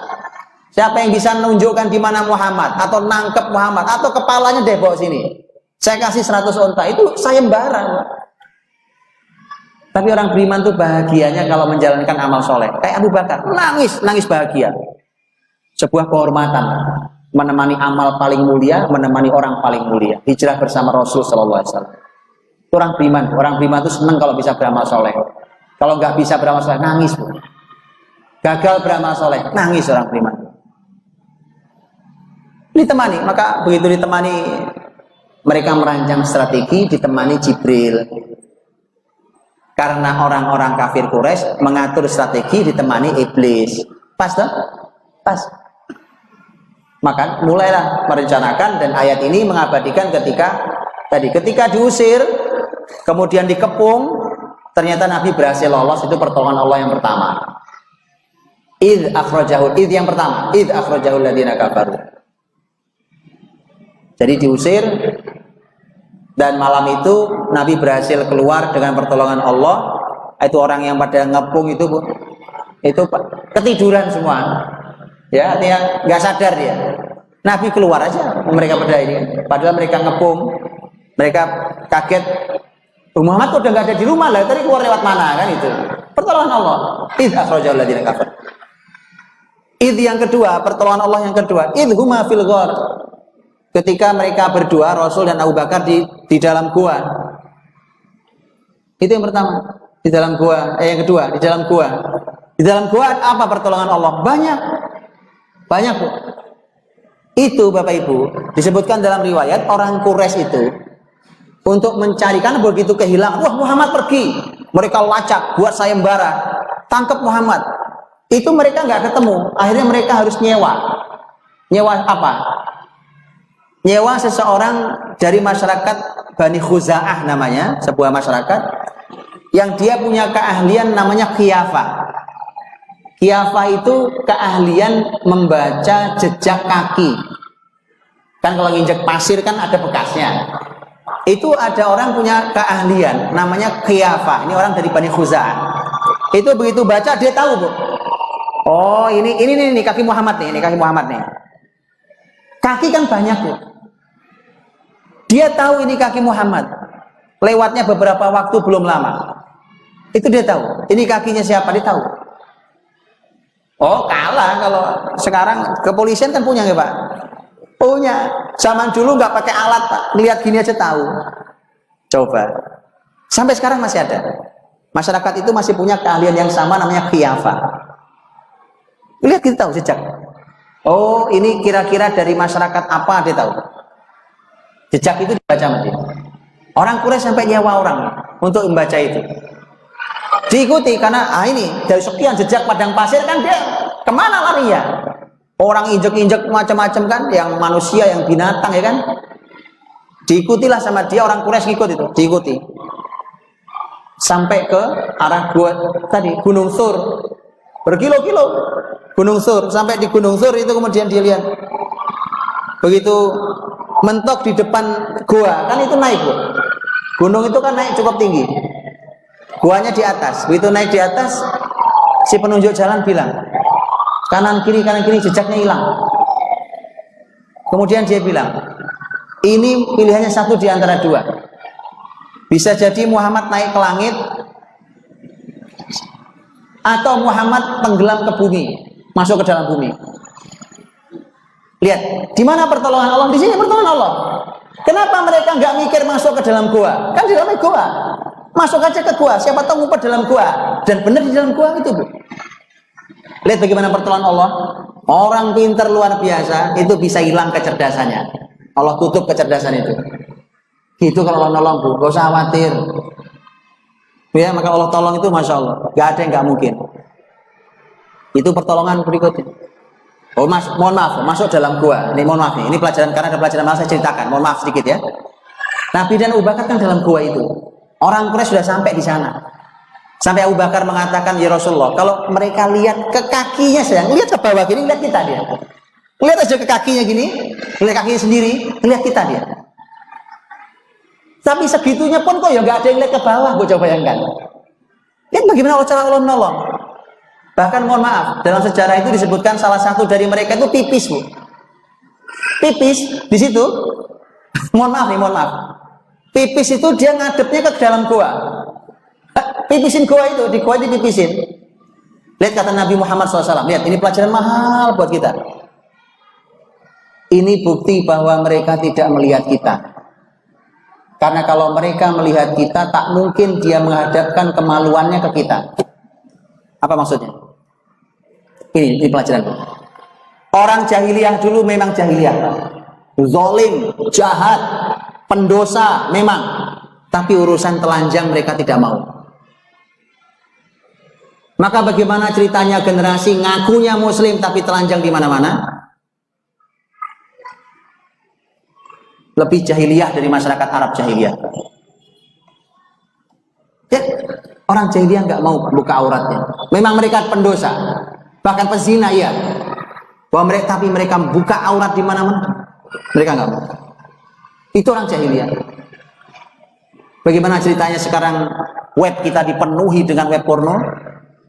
Generasi muda pada tidak lebih jahiliyah dari masyarakat jahiliyah Arab. Ya, makanya Nabi bilang, ini kesimpulan bahwa mereka memang tidak melihat kita. Buktinya dia hadapkan kemaluannya ke kita. Karena nggak akan mereka lakukan. Kalau mereka tahu ada orang, nggak akan mereka lakukan. Paham? Jadi Bapak Ibu, itu id yang kedua. Id yang ketiga, dan banyak pertolongan yang lain. Id yang ketiga adalah id yaqulu li sahibihi la tahzan innallaha ma'ana. Ketika Nabi berkata kepada Abu Bakar, jangan sedih, Allah bersama kita. Kenapa Abu Bakar sedih? Ini Bapak Ibu juga pelajaran. Hijrah itu kadang-kadang diliputi kesedihan. Ya, karena hijrah perlu pengorbanan. Yang tadinya punya pekerjaan bagus, ya kan, secara materi, tapi tidak bagus secara akhirat. Mereka yang punya pertemanan, tapi teman-teman rusak. Maka ketika dia berpisah dari semua itu sedih dia, bisa jadi. Nabi Muhammad tuh meninggalkan Mekah sedih loh, Bu. Sedih. Nanti begitu Nabi keluar dari Mekah, sudah jarak sekian jauh, Nabi menghadapkan badannya ke Mekah. Kemudian Nabi berkata, wallahi innaki la ahabbul biladi ilayya illa anna qaumi akhrajuni minki. Demi Allah, wahai Mekah. Ngomong sama Mekah, Bu. Ngomong sama kampungnya. Demi Allah, engkau adalah negeri yang paling aku cintai. Ngomong sama Mekah, Bu. Tetapi masyarakatku mengusir aku darimu. Masyarakat mengusir aku darimu. Jadi Nabi sangat cinta negerinya. Sedih meninggalkan itu. Oh, nanti Nabi di Madinah, Pak. Nabi sudah di Madinah, tinggal di Madinah. Itu rindu Mekah, Pak. Rindu Mekah. Kalau ada orang datang dari Mekah itu, ada orang datang dari Mekah, Nabi nanya, di Mekah musim apa ya? Orang rindu. Kadang-kadang orang rindu kembali kepada masa lalunya. Tapi kalau sudah hijrah, sudah. Kesedihan itu muncul sesaat, ya sudah. Tapi segera lupakan. Paham? Segera lupakan. Nabi nangis itu. Kalau gini, Bu. Kalau di Indonesia nanya musim masih masuk akal. Ya kan? Itu lagi musim buah apa? Masih masuk akal, banyak buah. Lah Mekah musim apa? Oh, Mekah isinya cuma batu. Musim apa? Musim batu. Dijawab oleh orang yang ditanya, ya Rasulullah, rumput idkhir sedang tumbuh. Rumput idkhir, ada rumput namanya idkhir. Idkhir itu rumput yang biasanya kalau orang Mekah dipakai untuk gosok mayat, Bu. Jadi kalau mayat dimandikan, gosok, kemudian itu pakai rumput idkhir. Diceritain gitu aja Nabi nangis, Bu. Gitu ya. Abu Bakar nangis. Kenapa nangis? Lain ceritanya. Jadi orang hijrah itu kadang menguras rasa. Tapi sudah, ikhlaskan, nanti Allah tolong. Kenapa? Tadi Nabi perlu mengatakan jangan sedih, la tahzan. Jadi ayat ini, kalimat la tahzan innallaha ma'ana, itu ditulis kuat-kuat di dalam diri seseorang yang sedang hijrah. Tempel tulisan gede-gede di kamarnya, la tahzan innallaha ma'ana, ya, untuk orang-orang yang sedang hijrah. Jangan sedih, Allah bersama kita. La tahzan innallaha ma'ana. Itu ayat hijrah. Ya, dan ditolong Allah. Abu Bakar nangis karena Abu Bakar melihat orang-orang itu, dia nangis, ya Rasulullah, kalau Abu Bakar yang mati, saya nggak apa-apa, saya siap mati. Tapi kalau sampai engkau yang meninggal, selesai Islam ini. Jadi kesedihan Abu Bakar itu karena Rasul, karena khawatir tentang keselamatan Rasul Shallallahu Alaihi Wasallam. Bapak Ibu, waktu saya habis sampai. Baik, hadirin dirahmati Allah Subhanahu Wa Taala. Terlalu banyak pelajaran yang bisa kita ambil dari pelajaran hijrah Nabi SAW ini, dan menjadi pelajaran buat kita, refleksi buat kehidupan kita hari ini, bahwa memang muslimin harus kembali kepada Allah. Fafirru ilallah, maka berlarilah menuju Allah. Lari itu nggak ada yang lambat, Bu. Namanya lari, ada yang lambat. Lari itu ya cepat. Jadi kalau menuju Allah yang cepat. Mari kembali kepada Allah Subhanahu Wa Taala, kembali ke agama Allah dengan cepat, lari menuju agama Allah Subhanahu Wa Taala. Dan terakhir tadi bahwa mari kita hijrahi. Bumi Allah luas, karena nanti waktu kita mati banyak dosa nggak ada alasan. Malah oleh malaikat dikatakan, bukankah bumi Allah luas, kenapa kalian tidak hijrah? Dan buat yang hijrah nggak usah khawatir, la tahzan innallaha ma'ana. Jangan sedih, Allah bersama kita. Saya kira itu. Mohon maaf atas salah kurangnya. Terima kasih. Assalamualaikum warahmatullahi wabarakatuh. Baik Bapak Ibu, sungguh menarik tadi ya mulai dari Ustaz ya sehari banyak pelajaran yang kita dapat. Masih ada waktu saja barangkali ada pertanyaan. Silakan. Di sini sudah ada dua mic, tinggal untuk ibu-ibu. Oh, ya, berdua bapak. Baik, mungkin sekitar 10 menit. Baik, mungkin dari ibu dulu ya. Ada yang mau bertanya? Silakan langsung ke standby. Ada? Ikan bawah di sini ya. Ya. Ada? Baik, bapak-bapak. Silakan. Ya, sebutkan namanya.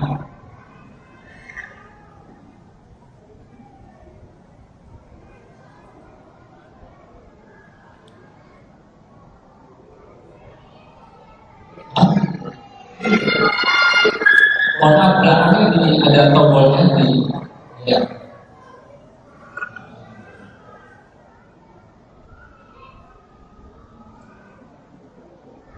Ya. Assalamualaikum warahmatullahi wabarakatuh.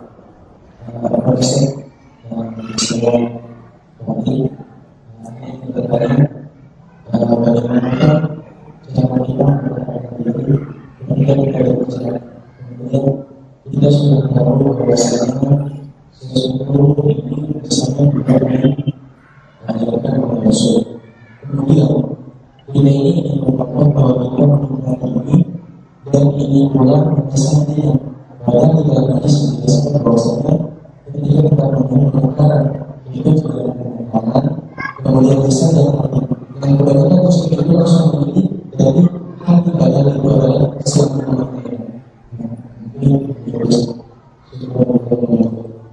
Saya tidak terlalu jelas suaranya, Pak. Diulangi Poinnya coba. Saya enggak. Saya terlalu dekat ininya. Saya terlalu dekat. Coba. Saya enggak terlalu jelas.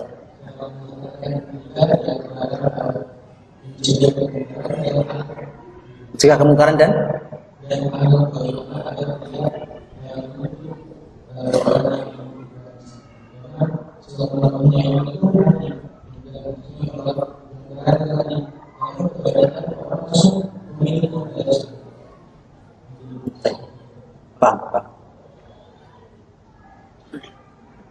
Baik, langsung kan? Langsung, baik. Pertanyaannya tentang masalah mencegah kemungkaran.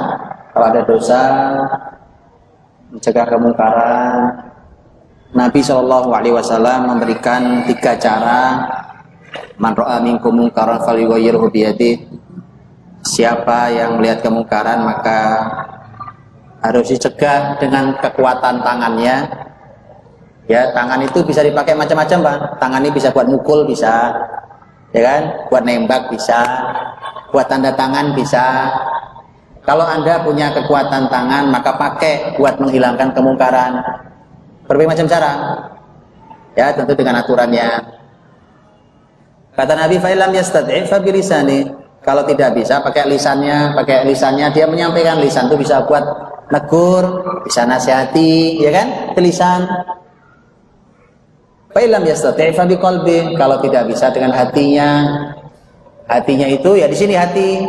Kalau seorang beriman melihat kemungkaran bukannya demen, bukannya suka, tetapi marah, enggak tenang, gelisah benar melihat kemungkaran, ya kan? Kalau orang beriman kalau melihat kemungkaran senang berarti imannya masalah.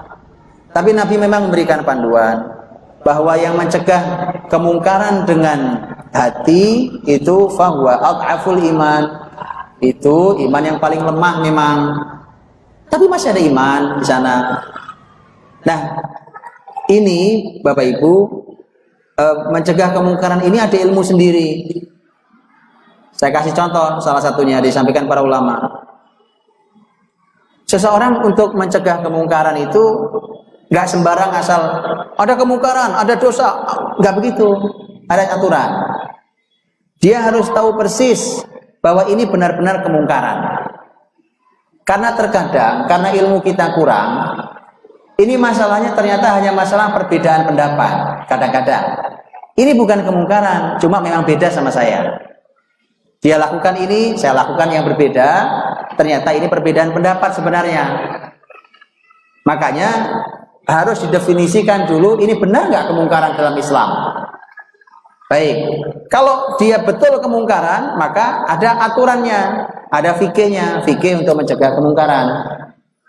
Contohnya, para ahli ilmu mengatakan, mencegah kemungkaran itu tidak boleh dilakukan kalau akan menimbulkan kemungkaran yang lebih besar.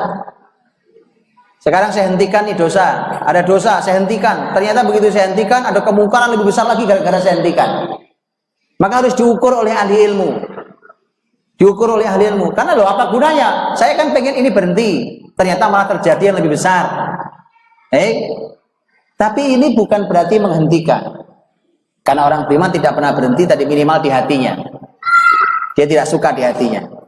Tapi kalau dia bisa naik-naik, jangan di hati, karena di lisan. Karena kalimat Nabi, kalau kamu tidak bisa. Dan kalau bisa, jalankan.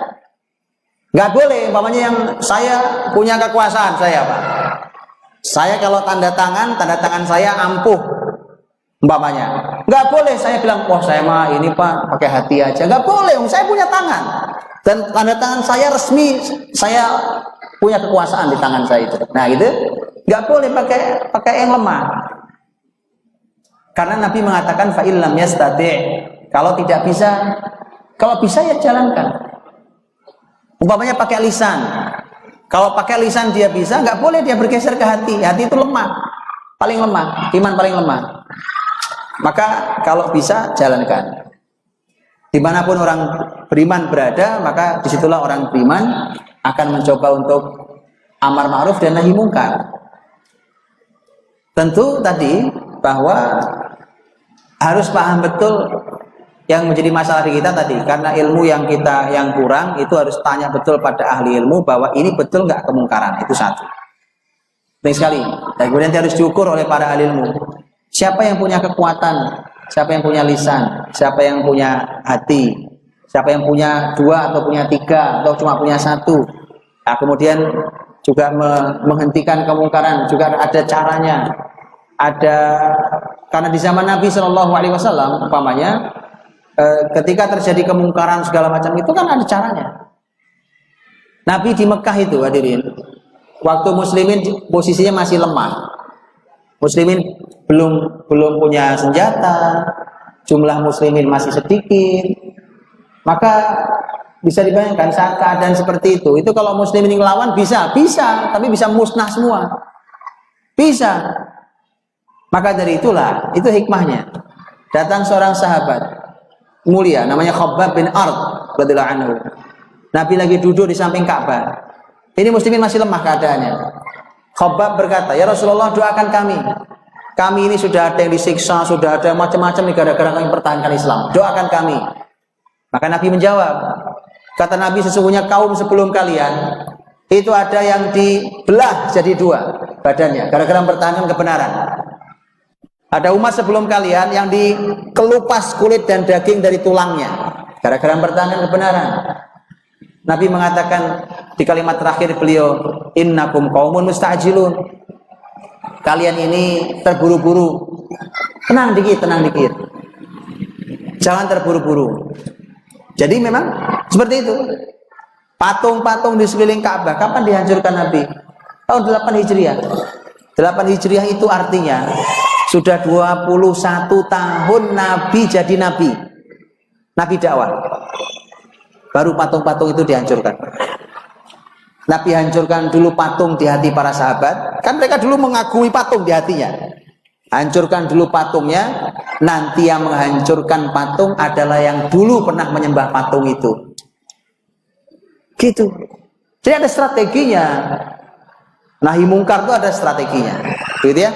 Kalau bisa, mudah-mudahan bisa manfaat.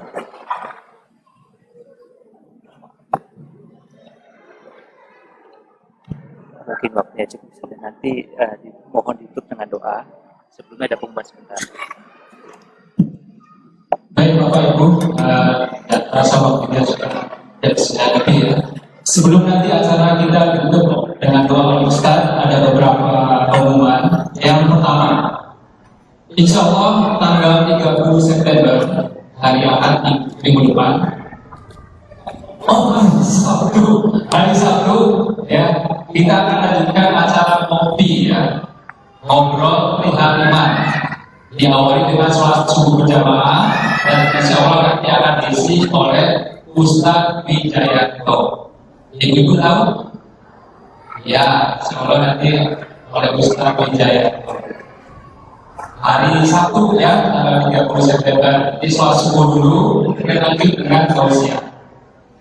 Yang kedua, pengumuman ya, di bawah sudah ada banyak stand ya. Antara lain ada stand untuk bantuan Muslim Rohingya. Tadi disebutkan Ustaz kita dibantu oleh keagamaan Turki ya, masa dulu. Nah, mohon tidak ada dikunjungi juga ya. Kemudian yang ketiga di bawah nanti ada kegiatan donor darah.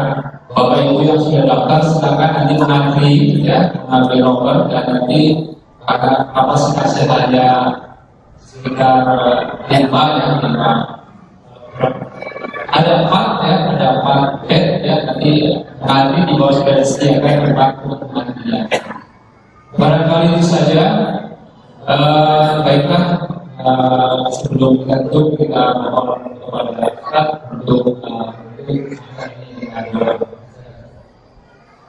Bapak Ibu dirahmati Allah, mari kita tutup dengan doa di pertemuan kita mulia hari ini. Mudah-mudahan Allah Subhanahu wa taala selalu menetapkan iman di hati kita.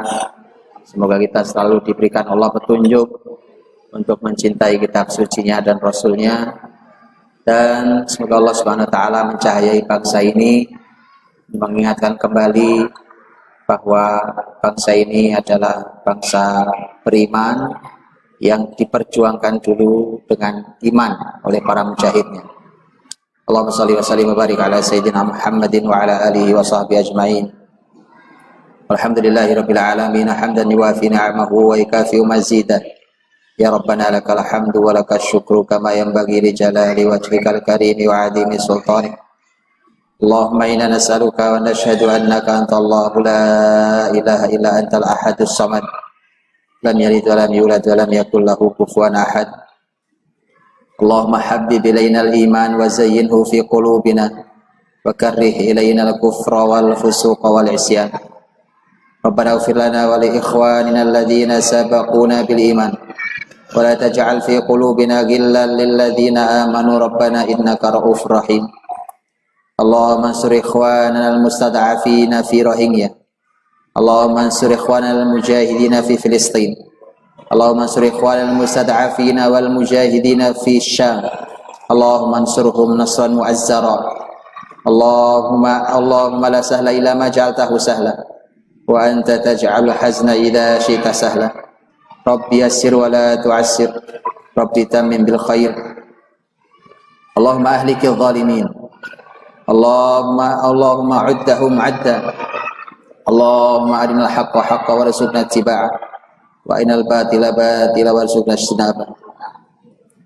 Rabbana taqabbal minna innaka antas samiul alim wa tub alaina innaka antat tawwabur rahim. Rabbana atina fid dunya hasanah wa fil akhirati hasanah wa qina adzaban nar. Subhana rabbika rabbil izzati amma yasifun. Wassalamun ala al-mursalin walhamdulillahi rabbil alamin.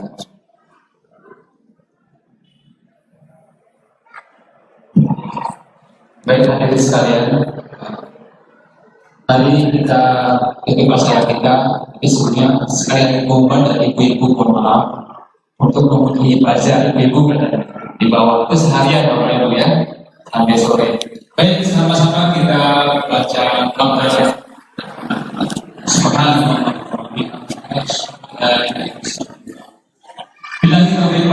Assalamualaikum warahmatullahi wabarakatuh.